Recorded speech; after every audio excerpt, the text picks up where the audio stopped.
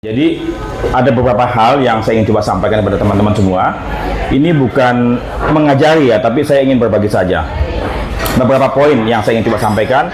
Pertama adalah topik pertama, rich and poor ya. Kaya dan miskin ya. Jadi selama ini katakanlah kita ini semuanya ingin menjadi kaya. Betul ya? Tapi tidak semua sampai menjadi kaya. Betul ya? Ya. Dan kemudian apa sih terminologi kaya itu sendiri? Mungkin satu orang dengan orang lain pasti beda-beda ya. Ada yang kaya itu kalau misalnya sudah punya Alphard, ada yang cukup rumah tipe 21, betul ya? Itu semuanya kembali kepada masing-masing, sangat relatif ya. Nah kemudian kapan jadi kaya? Berapa banyaknya? 1M kaya, 2M, 5M ya. Ada yang sudah punya 10 atau 15 miliar tapi masih merasa miskin, pengen lagi ya. Coba katakanlah misalnya, mohon maaf, Setia Novanto, apa kurangnya? Masih aja korupsi, betul kan? Betul. Akil Mokhtar, ketua Mahkamah Konstitusi, betul. Itu profesor yang ITB juga sama kan, udah kaya masih mau kaya ya. Jadi syukurlah kalau katakan kita saat ini merasa kaya walaupun dengan kondisi kita saat ini masing-masing ya. Nah kemudian kaya itu bukan untuk ditunjukkan, bukan untuk dipertontonkan ya, bukan untuk di show off. Perhatikan ya, karena orang kaya sesungguhnya adalah yang sederhana. Pernah tahu Bambang Hartono yang punya Jarum, yang punya BCA? Beliau tuh sangat-sangat sederhana loh ya. Nah kita yang baru naik apa saja udah bergaya, bergajul ya. Kalau mau kaya kelihatannya mestinya apa? Jangan tunjukkan pakai handphone, jangan pakai mobil, pakai surat tanah dibawa kemana-mana, itu kaya, betul ya? Atau pakai logam mulia 1 kilo di depan kan gitu ya, itu kaya, betul ya? Nah kemudian hedonisme, ini yang salah satu penyakit kita yang membuat kita apa? Terjerumus ke dalam sebuah yang sebetulnya ingin tampil kaya padahal sebetulnya tidak kaya. Jadi kaya itu tidak ditunjukkan, tapi apa? Dibagikan, didermakan ya. Kemudian pinjol ya, apa manfaat pinjol? Kan kalau kata misalnya kita mengambil pinjaman online, itu memang dengan mudah, tapi kemudian namanya pinjaman itu mesti dibalikin kan? Gampang dapatkannya, mungkin sukar untuk mengembalikannya. Kenapa? Karena bunganya sangat tinggi. Judol juga, judi. Ini salah satu hal yang saya pikir mungkin teman-teman semuanya tolong perhatikan baik-baik. Jangan sampai terlibat judi. Jangan sekali-sekali. Ya. Kemudian ketamakan.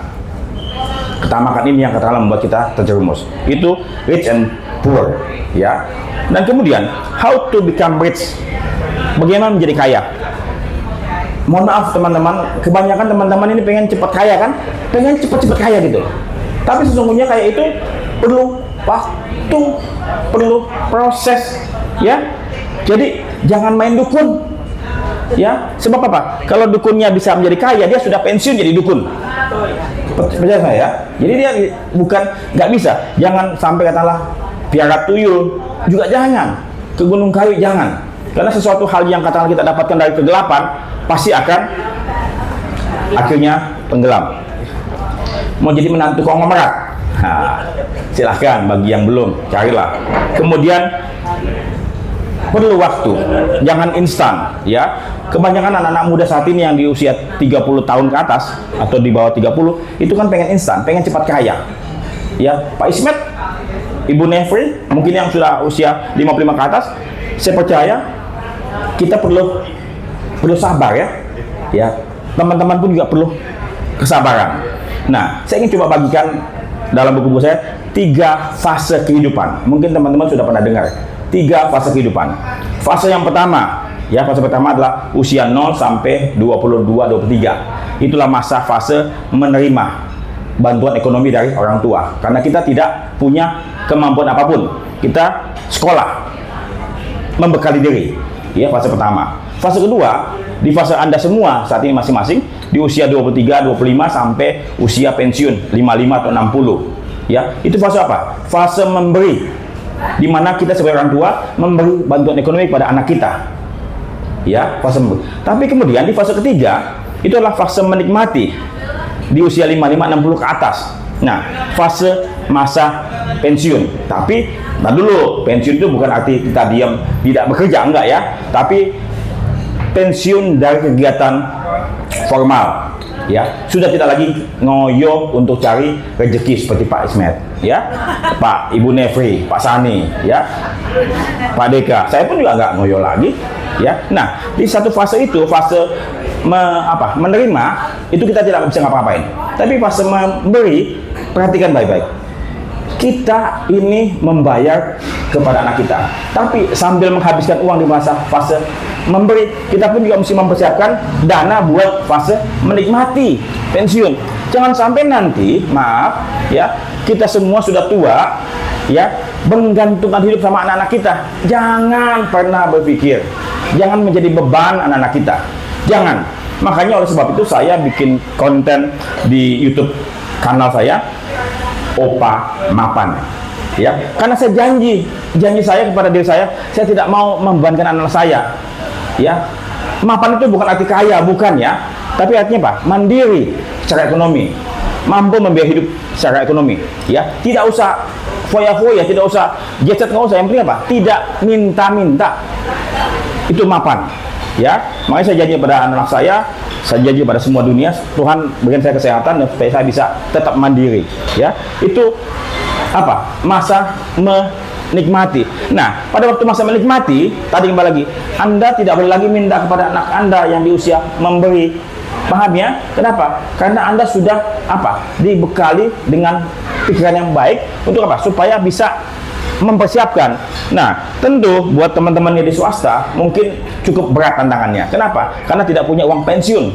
Makanya mesti apa? Punya dana pensiun mandiri. Simpan, ya. Itu 3 fase kehidupan, ya. Kemudian saya mau coba sampaikan income sama expenses. Income Anda cuma satu, gaji. Bagaimana meningkatkan income? Anda sekolah lagi, ambil sertifikasi lagi, ya, kejar semua itu supaya income Anda tumbuh, kompetensi Anda tumbuh. Mungkin suatu waktu Anda punya multiple income. Bu Nevi punya multiple income, ya, ada passive income dari investasi, betul, ya. Saya punya income sebentar, jadi komisaris Victoria Life 1, komisaris utama dari Antara 1, jadi dosen 1, jadi penulis buku 1, ngajar-ngajar 1, jadi paling nggak ada 5. Ya, jadi narasumber kemarin di DPR dapat 4,2 juta, ya, sekali ngomong, ya, itu. Tambah gelarnya, Opa keren. Ya, jadi Anda mesti tingkatkan Anda punya kompetensi supaya income Anda bertambah, ya. Expenses Anda mesti kelola. Expenses maksudnya banyak sekali, ya. Nah, kuncinya apa? Jangan sampai Anda punya expenses lebih gede dibandingkan income Anda. Itu namanya defisit. Itu artinya apa? Anda dodol, ya, dodol, ya. Anda punya income 5 juta, Anda habisnya 6 juta. Itu kan apa? Sama aja Anda dodol, nggak bisa ngitung. Kan begitu. Mestinya kalau Anda punya gaji 5 juta, Anda punya cara nabung nih. Siapa yang saat ini bisa nabung tiap bulan? Siapa? Yang lain angkat tangan ya, yang lain angkat kaki sana. Jadi gini, kenapa kita tidak bisa menabung? Karena kita menabung dari sisa. Semestinya apa? Nabung tuh disisihkan. Jadi konsep saya pada sejak usia 35 tahun dapat gaji katakanlah 10 juta, 2 juta saya sisihkan, saya lempar ke depan. Saya punya 2 akun bank, satu akun yang bisa masuk nggak bisa keluar, yang satu ini kalau masuk. Paham ya? Mesti punya 2 akun, ya, sehingga ini buat masa depan, yang ini buat keluar masuk. Jauhkan uang kalian di sini dari pandangan Anda. Ada deposito. Oke, jadi itu Anda invest apa? Tabung 20%, 80%-nya dicukupkan sampai gajian bulan depan. Itu konsepnya. Semudah itu, tapi memang mesti sabar, ya. Nah, kemudian investasi dan insurance. Nah, saya mau coba sampaikan, ini pelajaran yang saya dapatkan dari CFP, Certified Financial Planner, ya. Itu investasi itu ibarat kaki kiri, asuransi itu ibarat kaki kanan. Kedua-duanya memang kita mesti punyai. Ya, kalau investasi itu kalau katakanlah kita umurnya panjang, ya. Asuransi kalau umur kita pendek, ya. Tapi keduanya jangan diikat jadi satu, namanya unit link atau apapun itu apa? Jadi pocong, ya. Paham kan ya? Itu nggak boleh, mesti dipisah. Bisa karena investasi menerima risiko untuk mendapatkan return, sedangkan asuransi membayar iuran untuk mentransfer risiko. Konsepnya beda. Itu. Jadi jangan jadikan satu. Di mana investasinya? Apa investasi terbaik? Saat ini tahu nggak emas berapa? Logam mulia. Sudah 1 gramnya 2,1 juta. Ya, saya ingat pada waktu tahun 2007 saya beli 100 gram 2007 tuh. Itu masih 10.700.000. Jadi sudah naik 20 kali dari tahun 2007, 18 tahun, ya. Jadi investasi apa yang terbaik?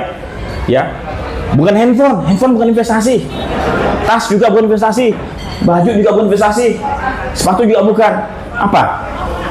Logam mulia, ya. Apa? Deposito mungkin, ya itu awal langkah pertama. Kemudian apa? Obligasi, properti. Ya, kalau beli emas jangan emas perhiasan ya, tapi logam mulia, ya. Jadi asuransi yang saya beli saat ini ya term life, ya. Ada OHA Life juga saya beli dari Victory Life, ya. Jadi kalau mau beli asuransi tolong beli dari Victory Life, ya. Oke. Kemudian jadi untuk mendapatkan tadi multiple income, Anda mesti tingkatkan kompetensi. Saya usia mau 59. Saya pensiun dini sejak usia 50 tahun. Jadi 8 tahun yang lalu saya pensiun dini. Kenapa? Karena saya punya passion memang mengajar. Ya, jadi saya jadi dosen, jadi bikin buku, ya. Pak Deka pun juga sudah usia pensiun. Pak Ismet apalagi sudah expire sebetulnya. Kan begitu ya? Ya, sudah expire tapi masih di-extend terus, ya. Di-extend 3 bulan, extend 3 bulan kan gitu ya. Begitu. Kapan expire-nya? Sampai selesai mungkin beliau baru expire dari dunia ini dan dari kantoran gitu ya. Kalau Bu Nevi udah usia 60 lebih juga. Masih apa? Masih dimanfaatkan, masih berguna, betul kan? Tidak artinya apa? Tidak ada kata pensiun. Saya sendiri pun juga tidak mau pensiun sampai saya betul-betul selesai tidak bisa ngapa-ngapain. Tapi dari kita punya kemampuan. Nah, kemudian Anda mesti punya uang. Itu poinnya. Saat Anda pensiun, mesti punya uang. Satu, punya dana yang cukup. Kedua, Anda punya aktivitas satu minimum. Jangan sampai Anda pensiun besok mau ngapain lagi ya? Besok mau ngapain lagi? Bingung, ngabisin waktu. Saya sendiri kehabisan waktu. Saya pagi-pagi biasa ngurus rumah tangga, ngurus cucu dan segala macam, ya. Kemudian kalau di sela-sela waktu, Selasa Kamis saya bikin modul, bikin program, nulis buku, ya. Kemudian segala macam lah.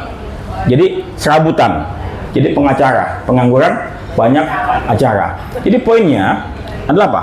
Anda mesti betul-betul kelola Anda punya usia, Anda punya income. Jangan sampai Anda punya waktu sudah habis masanya, Anda bingung, duit Anda kemana?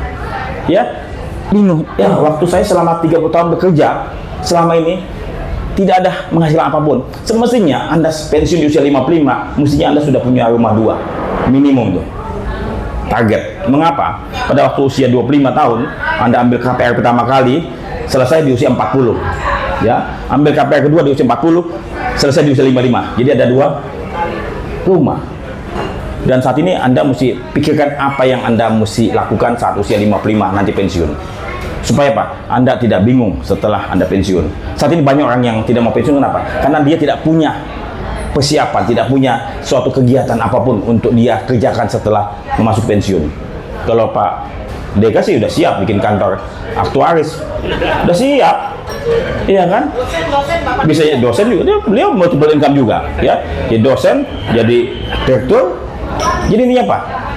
Jangan pernah berhenti untuk mengembangkan diri, dan jangan lupa kalian mengelola uang dengan sebaik-baik mungkin, dengan bersabar dan belajar terus untuk dapat menyiapkan diri semuanya. Ya, supaya apa? Supaya kalian pada waktu pensiun nyaman, ya, khususnya buat laki-laki, ya. Jangan sampai kalian nanti usia pensiun tidak punya duit, kemudian numpang makan, ketemu menantu perempuan yang judes, cerewet, malu kalian, malu. Apalagi menantu kalian yang perempuan itu yang malah yang lebih dominan, yang punya gaji lebih gede dibandingkan anak kalian yang laki-laki. Kalian nggak bisa begini tegak, kalian bisa begini. Itu pesan saya dan semoga bermanfaat. Dan kalau misalnya kalian mau bertanya, silakan. Terima kasih banyak dan selamat malam.